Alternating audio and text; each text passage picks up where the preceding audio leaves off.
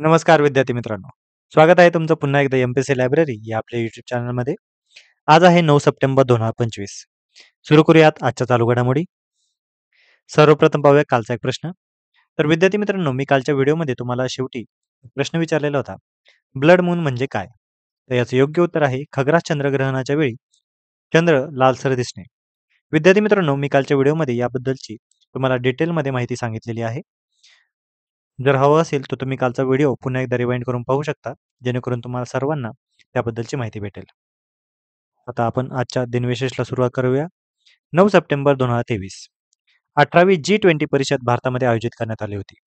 विद्यार्थी मित्रांनो, 2 वर्षापूर्वी ही परिषद भारतामध्ये आयोजित करण्यात आलेली होती आणि त्यावेळी अतिशय महत्त्वाची अशी ही परिषद, त्यावेळी वेगवेगळ्या परीक्षांमध्ये देखील G20 रिलेटेड प्रश्न आपल्याला विचारण्यात आलेले होते.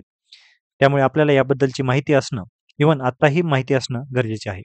आणि विद्यार्थी मित्रांनो, या ज्या वेगवेगळ्या संघटना आहेत, म्हणजेच आता नुकतीच झालेली एस-सी-ओ समिट असेल, ब्रिक्स परिषद असेल किंवा G20 परिषद असेल, याविषयी सातत्याने प्रश्न विचारण्याची टेंडन्सी दिसून येत आहे. त्यामुळे आपल्याला या संस्थांबद्दलची माहिती असणं आणि विशेषतः भारत ज्या कोणत्या संघटनेचा सदस्य आहे, त्या सर्व संघटनेबद्दल आपल्याला माहिती असणं खूप खूप आवश्यक आहे.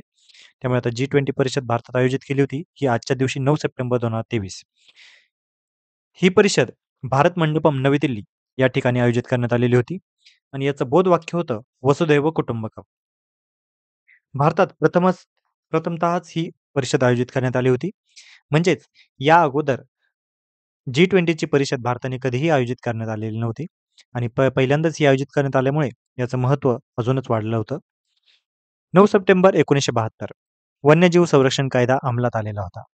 आपल्याला माहीतच असेल, की 1972 या साली वन्यजीव संरक्षण कायदा अंमलात आल्यामुळे त्यानंतर अ, जे कोणतेही जंगलातील प्राणी असतील यांच्या विरोधातील म्हणजे यांच्यावर होणाऱ्या शिकारी ह्या बऱ्याच प्रमाणात कमी झालेल्या होत्या आणि त्यामुळे ह्या कायद्याचं एक एक प्रकारे ते यशच मानलं गेलेलं होतं. परीक्षेच्या अनुषंगाने देखील या संरक्षण कायद्याचं वर्ष बऱ्याच वेळा विचारण्यात आलेलं आहे. 9 सप्टेंबर 1972 वन्यजीव संरक्षण कायदा अंमलात आलेला आहे. 1942 9 सप्टेंबर 1942 स्वातंत्र्य सैनिक शिरीष कुमार यांचा गोळी लागून मृत्यू आजच्या दिवशी झालेला होता. तर 9 सप्टेंबर 1942 आपल्याला माहितीच असेल, इतिहासामध्ये आपण शिरीष कुमार यांचं नाव ऐकलेलंच असेल. 9 सप्टेंबर 1942 स्वातंत्र्य सैनिक शिरीष कुमार यांचा गोळी लागून मृत्यू. 9 सप्टेंबर 2012 भारतीय अवकाश संशोधन संस्थेने म्हणजेच इस्रो या संस्थेने अवकाश मोहिमांचे शतक पूर्ण केलेले आहे. ध्रुवीय उपग्रह प्रक्षेपकामार्फत म्हणजेच PSLV-C-21 यामार्फत 2 परदेशी उपग्रह यशस्वीरित्या कक्षेत सोडून ही ऐतिहासिक कामगिरी करण्यात आलेली आहे. म्हणजेच 9 सप्टेंबर या दिवशी इस्रोने आपल्या अवकाश मोहिमांचं शतक पूर्ण यावर्षी केलेलं होतं आणि यानंतरच आपल्याला माहीतच असेल इस्रोने वेगवेगळे चंद्रयान असेल, मंगळयान असेल, हे वेगवेगळ्या मोहिमा या 2012च्या नंतर आपल्या आयोजित करण्यात आलेल्या होत्या आणि अगदी यशस्वीरित्या या आयोजित करण्यात आलेल्या होत्या. तर आता आपण आजच्या चालू घडामोडींना सुरुवात करूया. पंजाबमधील महापूर. तर विद्यार्थी मित्रांनो, सध्या अतिशय चर्चेमध्ये असलेला हा घटक आहे आणि परीक्षेच्या अनुषंगाने देखील आपल्याला माहिती असणं गरजेचे आहे. कारण पंजाब हा प्रदेश तसं पाहता हा रेन शॅडो एरियामध्ये येतो. रेन शॅडो म्हणजे आपल्या साध्या शब्दात सांगायचं झालं तर थोड्या प्रमाणात दुष्काळी प्रदेश. परंतु या ठिकाणीही आपल्याला महापुरुषजन्य परिस्थिती दिसून येत आहे. तर हे असे कशामुळे झालेले आहे आणि याची कारणे काय आहेत आणि यावर उपाययोजना काय करण्यात येतील, अशा बद्दलचा आपल्याला प्रश्न माहिती असणं गरजेचं आहे आणि अशा पद्धतीचा प्रश्न विचारण्यात देखील येऊ शकतो. तर आता आपण याची मुख्य कारणे अ, पाहूया. सर्वप्रथम हवामान बदल, पाणी व्यवस्थापनातील त्रुटी, पायाभूत सुविधांकडे दुर्लक्ष आणि पूर मैदानी अतिक्रमण. आता जर पर्यावरणीय किंवा हवामान घटकाचा विचार केला, तर अत्यंत विस्कळीत पाऊस हा झालेला आहे. 2025 मध्ये पंजाबमध्ये ऑगस्ट महिन्यातच जवळपास 74% हून जास्त पाऊस झालेला आहे. हिमाचल प्रदेशातील 436% जादा पाऊसही पंजाबकडे वाहून आलेला आहे आणि यामुळेच हा महापूर पंजाबमध्ये आलेला आहे असे समजले जाते. तसेच डॅममधून अचानक पाणी सोडणे हा प्रकार देखील येथे घडलेला आहे. म्हणजेच भाकरा धरण असेल, पोंग धरण असेल, यामध्ये पुरेसे फ्लड कुशन न ठेवल्याने अचानक पाणी सोडल्यामुळे महापूर वाढलेला आहे. त्यानंतर हिमनद्या वितळणे. आता हवामान बदलामुळे बर्फ वितळण्याचा वेग मोठ्या प्रमाणात वाढलेला आहे. ज्यामुळे नद्यांमधील अतिरिक्त पाणी जमा होत जाते आणि अल्टिमेटली त्याचं रूपांतर हे महापुरात झालेलं आहे. त्यानंतर व्यवस्थापन व पायाभूत सुविधा अपयश देखील या ठिकाणी दिसून येत आहे. कमकुवत धरणबांध म्हणजेच जे ढुशीबंध आहेत, जे दुरुस्ती व देखभाल न केल्याने फुटलेले आहेत. बेकायदेशीर वाळू खनन आपल्याला माहीतच असेल, की ही समस्या फक्त पंजाब पुरती मर्यादित नसून महाराष्ट्रात देखील बेकायदेशीर वाळू खनन मोठ्या प्रमाणात चालतं आणि वेगवेगळे वाळू माफिया या या प्रकारे वेगवेगळ्या पद्धतीने खनन केल्यामुळे जो काही आपला नदीचा नदी प्रवण क्षेत्र आहे, यामधल्या नदीचा प्रवाह बदलतो आणि बांध देखील यामुळे कोसळतात. अपुरे नाले किंवा चोवीस साफ-सफाई झाल्या नसल्यामुळे देखील या पद्धतीचा महापूर येऊ शकतो. पाणी साचून शेती व गाव पाण्याखाली जातात. यामुळे आपल्याला व्यवस्थापन आणि पायाभूत सुविधा चांगल्या पद्धतीचे असणं कशामुळे आवश्यक आहे, हे यामार्फत दिसून येत आहे. तसेच मानवी हस्तक्षेप हा देखील मोठ्या प्रमाणात येथे झालेला आहे. पूर मैदानावर अतिक्रमण आपल्याला माहीतच असेल मी आता सांगितल्याप्रमाणे नदीचं जे काही फ्लड बेसिन आहे म्हणजेच पूर नियंत्रण जी काही रेषा असते, त्या ठिकाणी वेगवेगळ्या शहर विकास करण्यात आलेला आहे. रस्ते बांधण्यात आलेले आहेत. तसेच रेल्वेने नैसर्गिक निचरा हा बंद केला गेलेला आहे. त्यामुळे पूर मैदानावर झालेले हे अतिक्रमण या महापुरास कारणीभूत ठरत आहे. तसेच वनतोड आपल्याला माहीतच असेल. या वनतोड म्हणजे मोठ्या प्रमाणात वृक्षतोड झाल्यामुळे पाणी हे पटकन वाहते व गाळ संचय वाढतो. तसेच तयारीचा अभाव म्हणजेच आगाऊ सूचना प्रणाली व आपत्कालीन योजना देखील कमी पद्धतीची आहे. त्यामुळे देखील अशा पद्धतीचा महापूर आता ओढावलेला आहे. आता या पंजाबमधील महापुराचा परिणाम काय आहे? तर शेती असेल, पायाभूत रचना असेल किंवा मानवी संकट असेल, या सगळ्यांवरच मोठ्या प्रमाणात परिणाम झालेला आहे.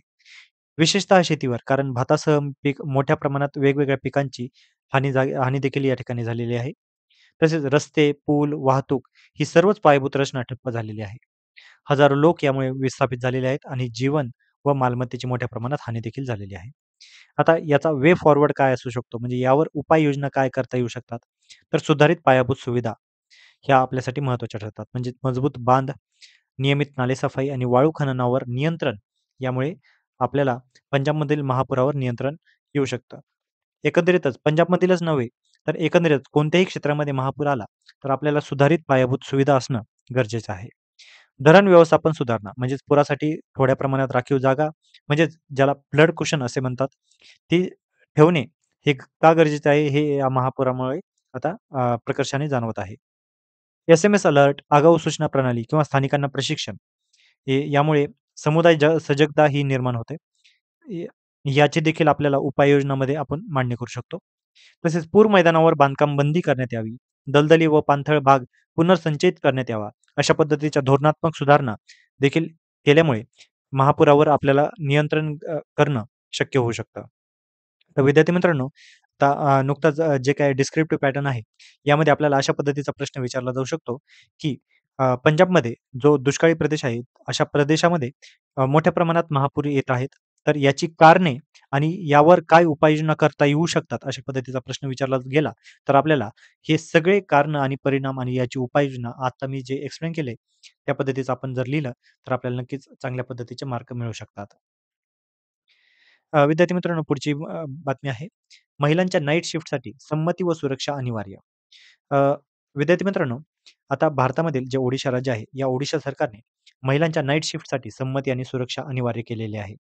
आपल्याला परीक्षामध्ये सरळ-सरळ वन लाइनरमध्ये प्रश्न विचारला जाऊ शकतो, की कोणत्या राज्य सरकारने महिलांच्या नाईट शिफ्टसाठी संमती व सुरक्षा अनिवार्य केलेली आहे? तर याचं योग्य उत्तर असेल ओडिशा सरकार. लेखी संमती अनिवार्य करण्यात आलेली आहे. म्हणजेच महिलांची लेखी परवानगीशिवाय नाईट शिफ्ट आता देण्यात येणार नाही. तसेच रात्रीच्या शिफ्टमध्ये कामावर देखील घेता येणार नाही. कुणाला? तर किशोरवयीन मुलींना यासाठी बंदी करण्यात आलेली आहे. तसेच जी-पी-एस ट्रॅकिंगसह वाहतूक होणार आहे. म्हणजेच कंपनीकडून सुरक्षित वाहन, चालकांचे पोलीस सत्यापन बंधनकारक करणे हे आता गरजेचे आहे. म्हणजेच जे काही आपल्याला माहीत असेल चारित्र्य पडताळणी अशा पद्धतीची जी-पी-एस ट्रॅकिंगसह वाहतूक आणि चालकांचे पोलीस सत्यापन करणे बंधनकारक करण्यात आलेले आहे. सी प्लस सुविधा म्हणजेच कार्यस्थळी सी योग्य प्रकाश तसेच स्वच्छतागृह व पिण्याचे पाणी हे असणं गरजेचं आहे. तसेच 181 हा महिलांसाठीचा हेल्पलाईन क्रमांक आहे आणि 180 03456703 हा हा जो काही टोल फ्री क्रमांक आहे, तिथे लावणं हा अनिवार्य करण्यात आलेला आहे.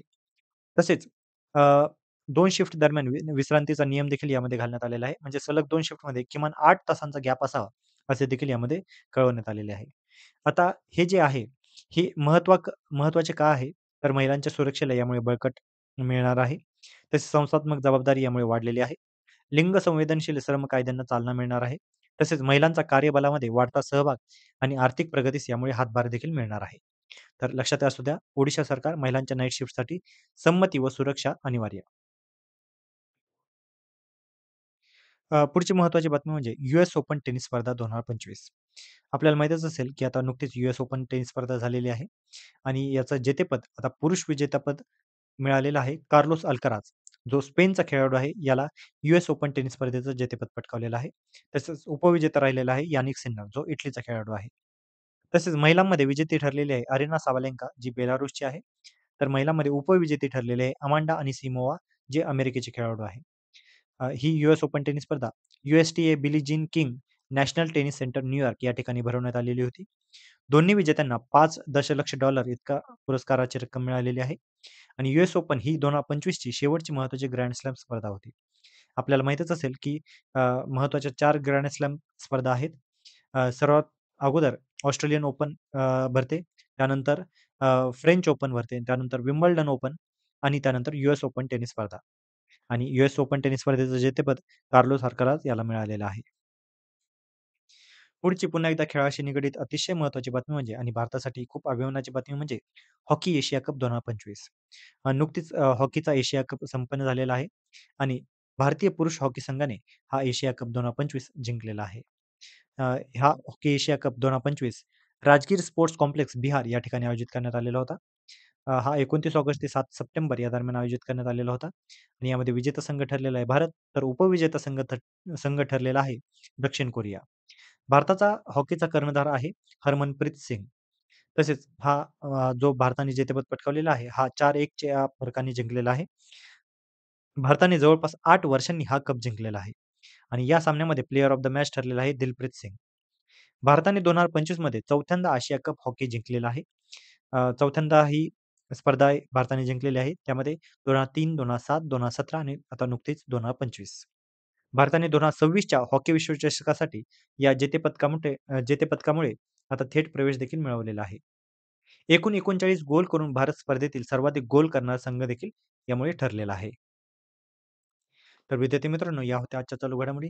तर आजच्याच अतिशय महत्त्वाच्या अशा चालू घडामोडीवर आधारित आता आपण एक प्रश्न पाहणार आहोत. 2025 मध्ये यूएस ओपन महिला एकेरी विजेती कोण ठरलेली आहे? तर याचं पर्याय आहेत. पर्याय क्रमांक 1 इगा स्वियातेक, पर्याय क्रमांक 2 आर्याना साबलेंका, पर्याय क्रमांक 3 अमांडा अनिसिमोवा आणि पर्याय क्रमांक 4 कोको गॉफ. तर याचं योग्य उत्तर तुम्ही सर्वांनी कमेंटमध्ये द्यायचं आहे. जे कोणीही योग्य उत्तर देईल कमेंटमध्ये त्यांच्या कमेंटला नक्कीच हार्ट देण्यात येईल. जेणेकरून इतरही विद्यार्थ्यांना त्याचं योग्य उत्तर समजेल. तसेच उद्याच्या व्हिडिओमध्ये मी तुम्हाला याचं योग्य उत्तर देखील पुन्हा एकदा सांगेल. तर विद्यार्थी मित्रांनो, या होत्या आजच्या चालू घडामोडी. अशाच अधिकाधिक इन्फॉर्मेटिव्ह कंटेंटसाठी आमच्या एम-पी-सी लायब्ररी या यूट्यूब चॅनलला सबस्क्राईब करायला अजिबात विसरू नका. धन्यवाद.